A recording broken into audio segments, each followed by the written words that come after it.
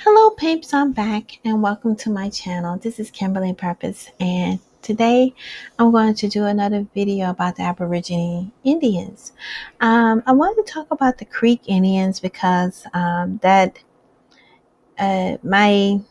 ancestors are, considered Creek. According to my grandmother, she says that we're both Creek and Cherokee.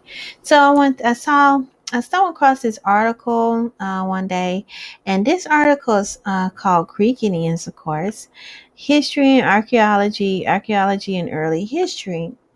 And I believe it's from the New Georgia Encyclopedia. And I want to learn more about the Georgia Indians. I believe Creek Indians were both in Alabama and in Georgia. And so I want to find out more about these Indians. So let's read this article. This article is by Claudio Sant and it's from University of Georgia. The article starts off like this. The history of Georgia is largely the history of Creek Indians. For most of Georgia colonial period, Creeks outnumber both European colonists and enslaved Africans. Oh, still this misnomer. And occupied more lands than newcomers. Not until the 1760s did the Creeks become a minority population in Georgia. They ceded the balance of the land to the new state in the 1800s. Okay, now let's first look at this and analyze this picture. I would love to know exactly when this picture was published because these Indians look extremely whitewashed. Um, Extremely so. They look like they're mongoloid, even though mongoloids wasn't down here in this area during that time period. And they look whitewashed. If this picture was done during the 17 to 1800s, I would say that it has been whitewashed. It's not an accurate depiction of the real Indians.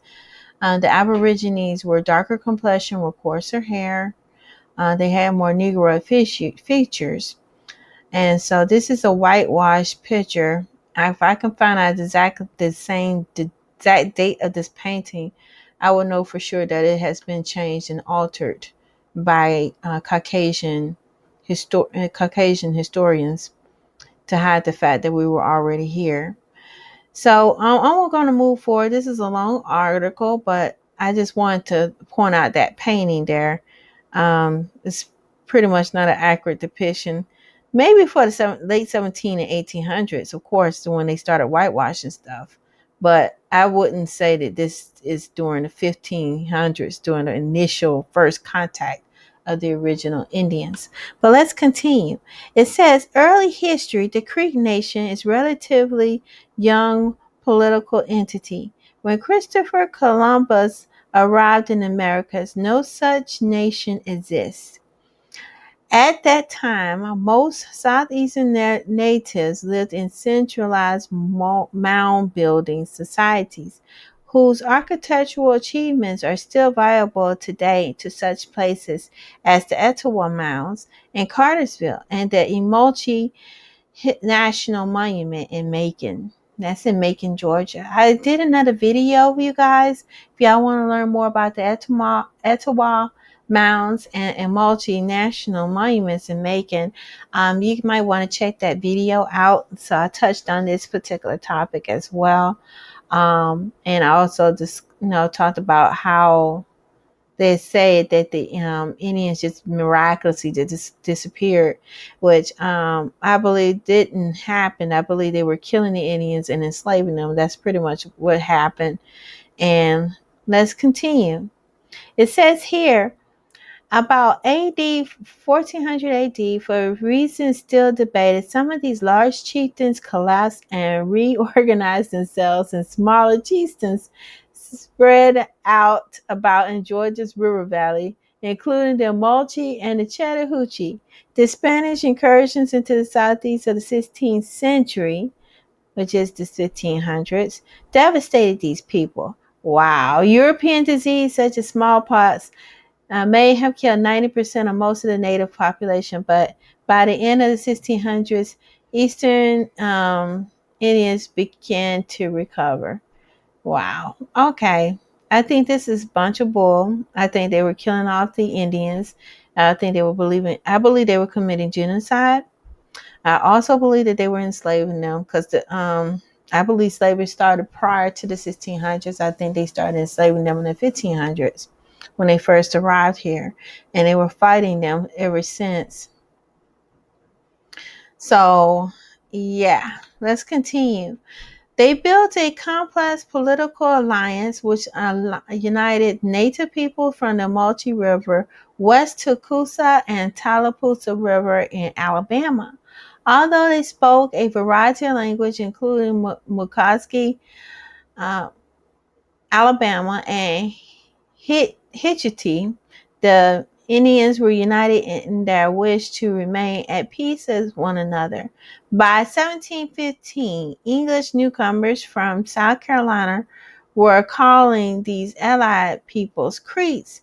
The term was shortened for Indians living in Ochese Creek near Macon, but traders began applying it to every native resident of the Deep South. They numbered about 10,000 at this time.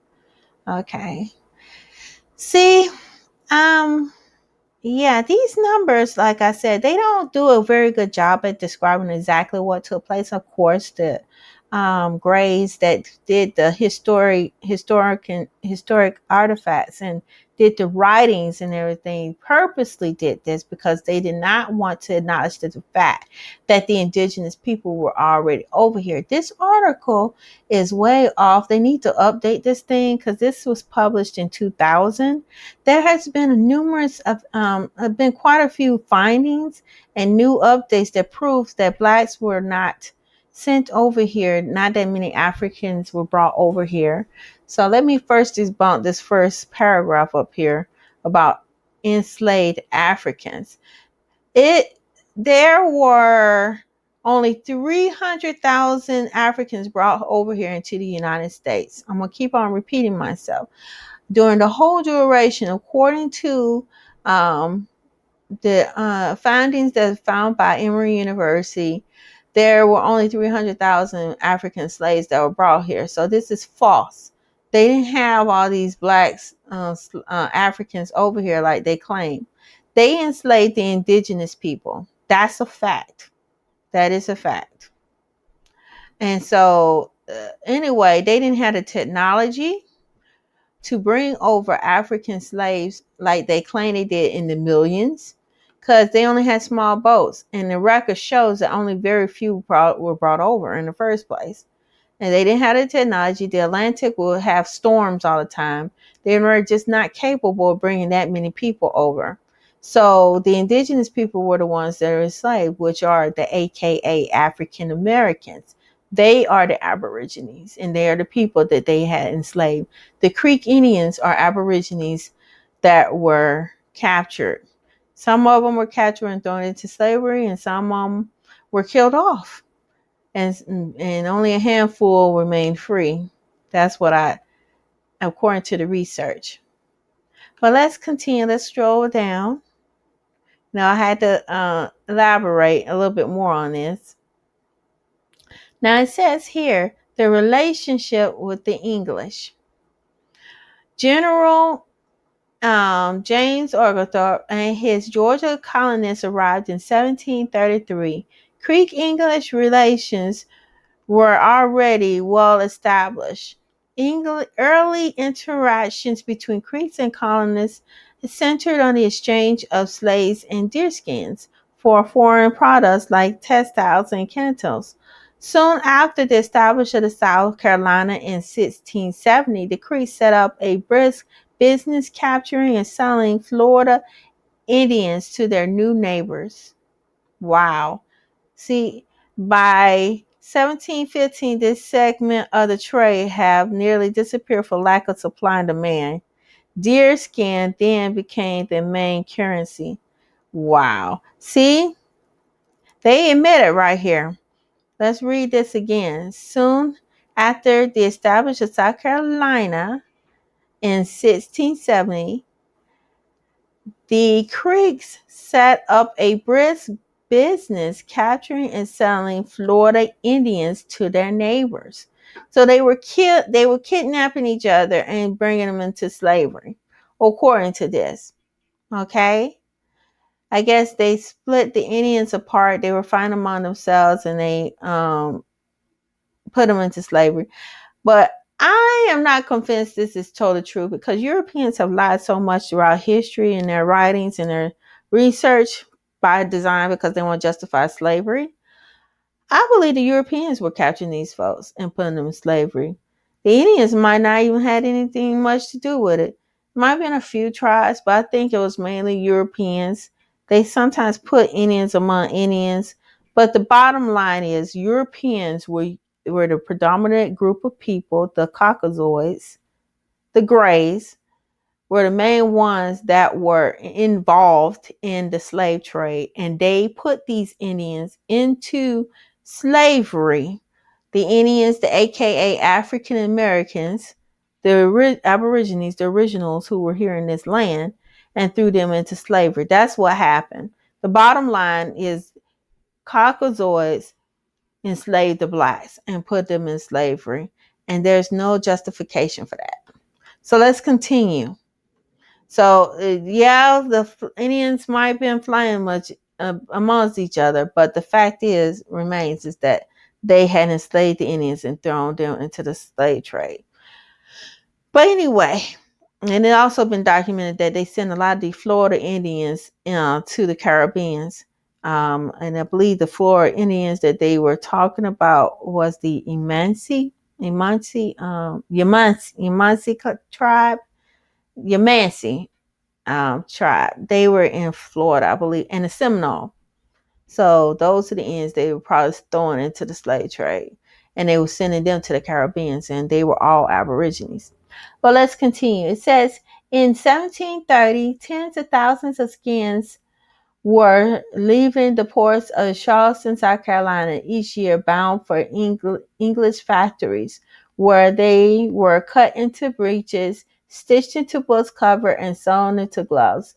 Savannah, Georgia later joined Charleston as the leading port, and in the 1750s it may have exported more than 60,000 skins each year in Creek towns for profit for trade, including cloth, kennels, guns, and rum. These items became integral parts of culture, easing the labor task of Creeks. However, they also created conflict by enriching some, but not all Indians. So this continues on. And they're talking about more about the culture and the trades that were going on during this time period. It says the trade also encouraged closer cultural ties between natives and newcomers. Yeah, right. I doubt it. Still some conflict. The newcomers, which were the Europeans, they just wanted to steal the land and not pay anybody and hoard all the resources for themselves like it is today.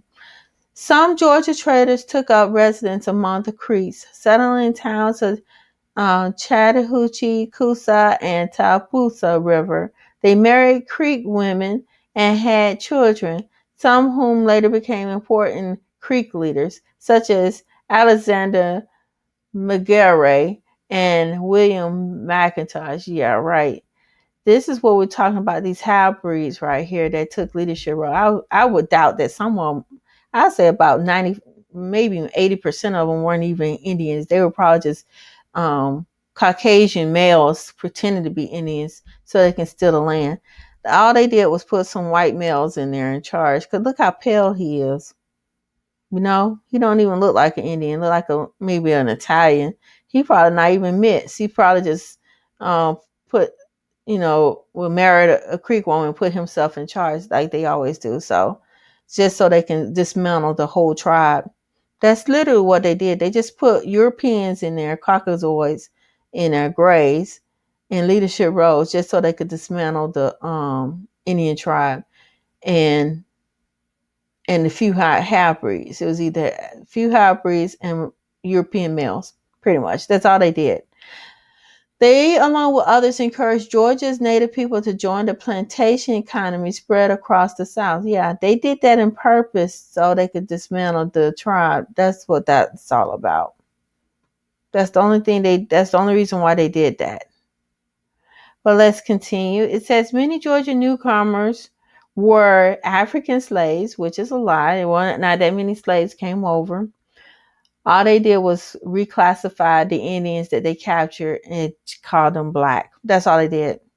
They too lazy to bring anyone from Africa. If Grays were too lazy to pick the cotton to go out in the field and do the work themselves, what makes you think they had enough? Would take the time to go all the way to Africa, way out on the other side of the globe, to bring them all the way back over here to America. It just don't make logical sense. They had black and indigenous people already here. All they did was capture the indigenous people and reclassify them as black because they didn't want them to get their land back. That's a bottom line. So that's exactly, we're going to rewrite this history and we're going to write it the correct way with facts and proof, because we got facts that not that many slaves were brought over here from Emory research. And then we also got Indian Aborigine bones scattered all over the Americas, showing that we were already over here. So the fact is that blacks was already over here. All they did was capture the natives. It says many Georgia newcomers were African slaves, and they were also forged ties with Creek Indians. Yeah, they had problems with slaves running away because they looked just like the Indians that were already free. So this narrative, they're going to have to change this narrative because it's not true. It's very false. Over the course of the 18th century, hundreds of fugitive slaves settled in Creek towns. They too shaped the Creek people, especially by encouraging them to oppose slavery. Wow. It says here, they too shaped the Creek people, especially by encouraging them to oppose slavery. That's what I'm saying.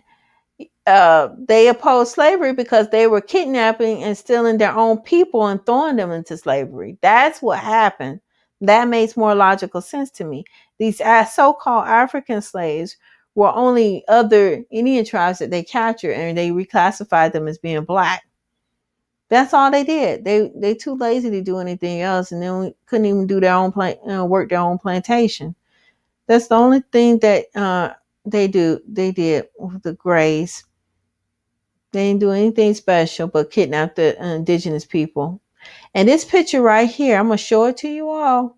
I was looking at this earlier. Look at that. Now this artwork right here. This copy of Creek hieroglyphic painting was made in the 1770s by Bernard Roman. Roman was a British surveyor and engineer who worked in Florida during the 1700s. He made many notes on the creeks. See, now this is a more accurate depiction. See how dark the creeks are? Dark, they got, and then here are the Caucasoids, the Caucasians. Why would they make the Indians so much darker? Look at the headgear, the feathers that goes right up in the crown. They look just like the Indians that we saw on, and they look these pictures almost look like the runaway slaves that they have, the black Indian runaways that they claim. Look just like them. If I'm not mistaken, look, they got the grass skirts on. See? Wow, I just wanted to show that picture. Added more proof and more documentation. And I'm not able to show both, but they had the skirts. This looks just like the images of the Indians that they had as runaway slaves. Okay, and then with the grass skirts and with the feathers that go straight up on top of the head.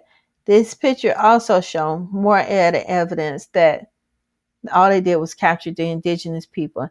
That picture is a more accurate depiction of probably how they looked. All these whitewashing pictures are to change the narrative because they don't want to hide the fact they did some evil deeds here in this country. But anyway, here, let's continue. It says the road to removal. Creeks larger and more the American Revolution, 1775 through 83, I meant to say. But their lives changed dramatically thereafter. The deerskin trade collapsed due to shrinking white-tailed deer population. The new state of Georgia consequently viewed creeks as impedance impedance to the expansion of plantation slavery rather than partners in trade. Wait, what does this mean? Impedance to the expansion of plantation slavery rather than partners in trade. See? Let me look at that word. There you have it. This is what it's saying. This tells you right here. In this one sentence, the new state of Georgia consequently viewed Creeks as impedance to the expansion of plantation slavery than as partners in trade. See, they wanted to enslave these Creeks. Or they thought they were in the way of their expansion. Now, that's all they want to focus on. I bet you they enslaved a lot of the Creeks too. See, they were black. They were aborigines.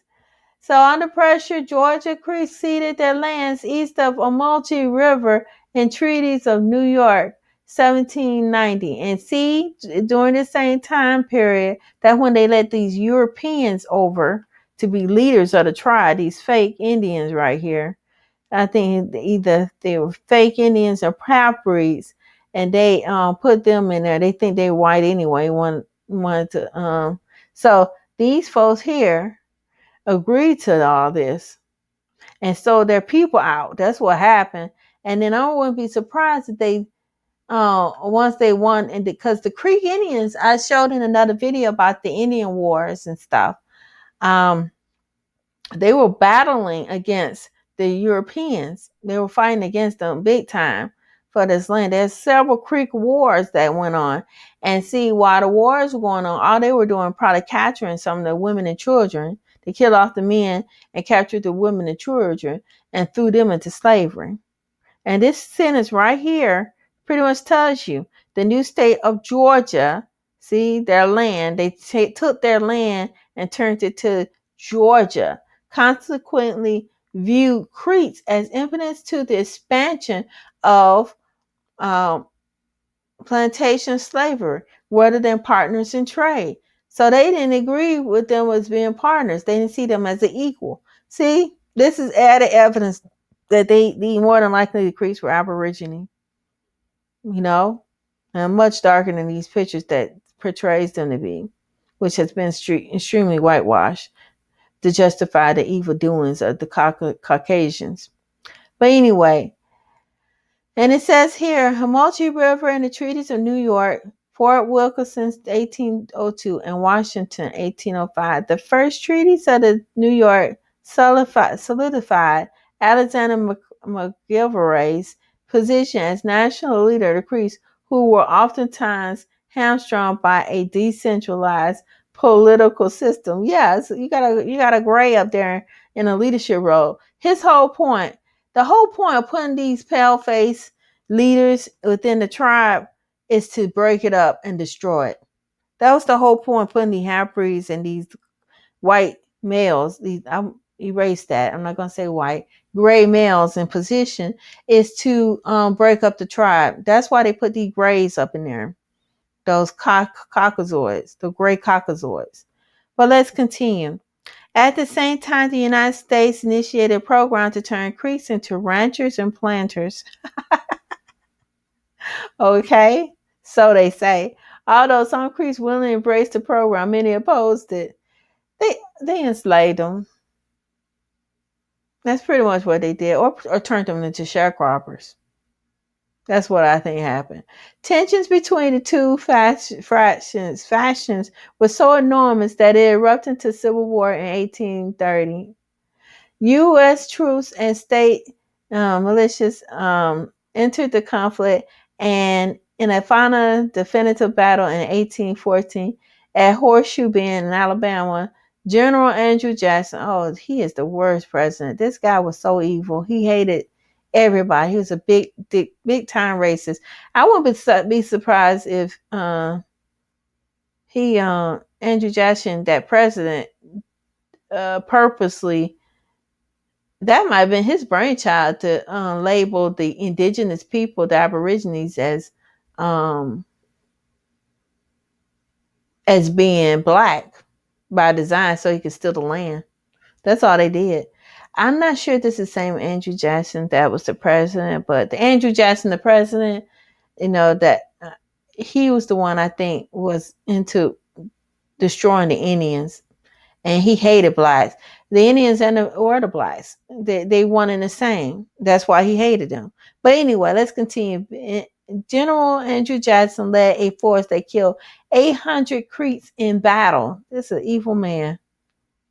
The Red Stick War, as it is called, officially ended in 1814 with the Treaty of Fort Jackson. In this agreement, the Creeks were forced to cede 22 million acres, including the Hoos Tract and Southeast in southern Georgia. See, the Grays are very evil people, okay? And they need to eat up and face the fact that they had committed genocide and killed a lot of Indians who are the aka Aborigines. They killed them and enslaved them. That's a fact. And it needs to stop being whitewashed. They need to just say what it is. These people that are living and walking around right now, reaping the benefits of what their ancestors did, need to face the fact that they had done this to these people. Our people, my people. But anyway, let's continue. Creeks were soon dispossessed of their remaining land, dispossessed. In the Treaty of Indian Springs, 1825, Georgia agent bribed Creek leader William McIntosh to sign away all Creek territory in the state in return for plantation land along with the Cherokee River. Creeks who were already outraged by McIntosh's alliance with General Jackson. Wow. During the Red Stick War, firmly voted to put McIntosh to death for his treachery. Although the United States rejected the fraudulent treaty of the Indian Springs, the Creek recognized that Georgia government would not relent. The following year, Creek representatives signed a treaty of Washington, ceded the remainder of Georgia. And really, I doubt they willingly ceded their land. They didn't see it because they had all these Caucasians as their leaders in their tribe. So the Europeans sort of just falsified and put themselves up in there. And well, how can you tell a group of people what they're going to do if you're not that group of people?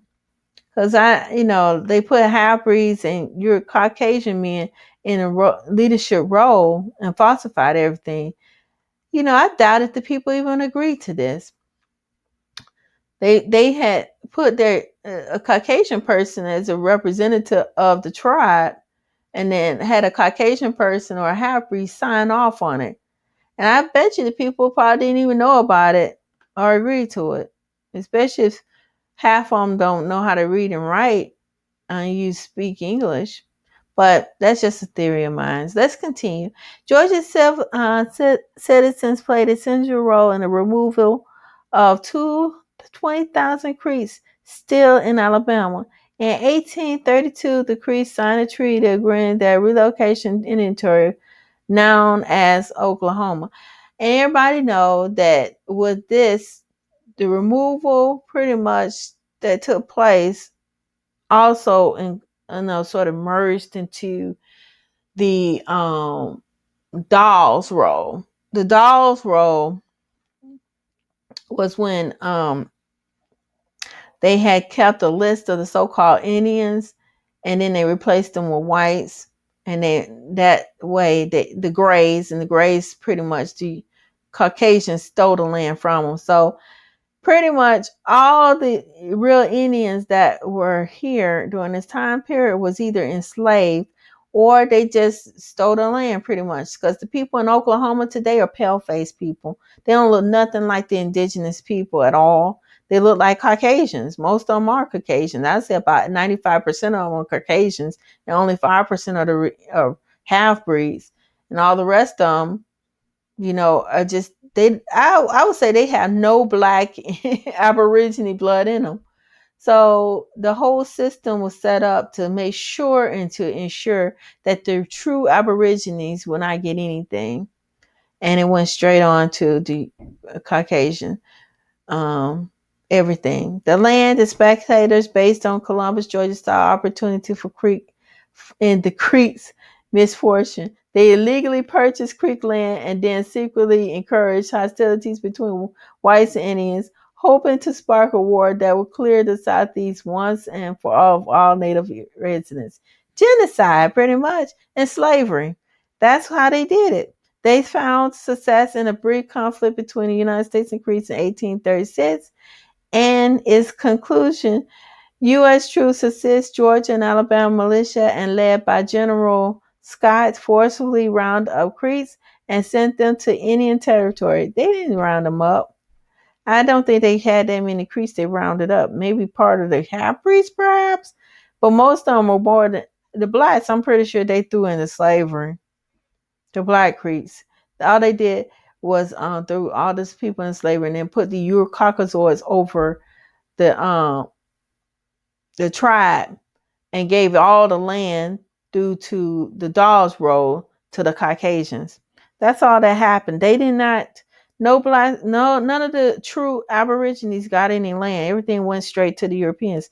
They didn't do anything. Then they put this false narrative, these lies in here to say that, oh, we put it in writing. We're gonna lie about it, blatantly lie about it, and put these pale faces up here as the Indians, and then we're gonna get a land to all the Europeans, Caucasoids, the Greys, and pretend that they are the Indians. And that's pretty much, that's why we got all these gray folks that's on here, these pale faces on these reservations in Oklahoma. They not, all of them look like white men. They all look white.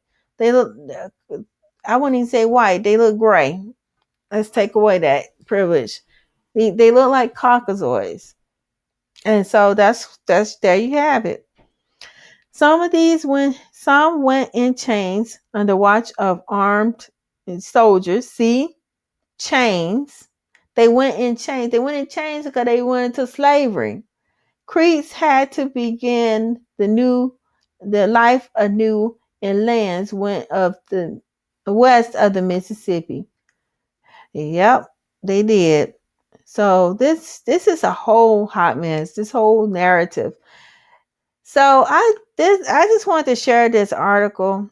I analyzed it and I broke it down and I spoke um, of it in under a different eye, um, with new research and everything. These false narratives that they have up here needs to be changed. They need to mention the DNA, all these Aborigine bones that were found here. They need to also go back and mention that there's not that many blacks that were sent over here. This is inaccurate right here, enslaved Africans. But, and this is an old article. Let's see, it's about 15 years old, needs to be updated. They said it's been edited, but still inaccurate. Whoever edited, Chris Dobbs, needs to go back and do some more research because all of this is not correct. And I just wanted to talk about the what happened and give more insight into this article. Please like this video. I'm sorry I got long-winded, but I sort of broke it up from my perspective and from the research of what's the new findings that are found about the Black Aborigines here in this country, the true Indians of this land, the new bones that are found in the Americas that are showing that Aborigines were already over here. Also, the fact that only 300,000 were brought over here into this country, which shows that that not that many slaves came over here that were from Africa, and also more proof that shows that the Aborigines, the AKA African Americans, are descendants of Indians who were prisoners of war. So I just want to break that up and see what you all think. But please like this video and thumbs up, and don't forget to subscribe. I was just analyzing this particular article, and I want to get my feedback on it, and put down my facts and opinions and thoughts of what with facts, new facts, my personal views and opinions of what actually took place with the Creek Indians. And I would love to see what you all think. Put your comments below. If you have any more resources and anything that you want to share about this video, I will greatly appreciate it. Till next time, peace and be blessed. Bye bye.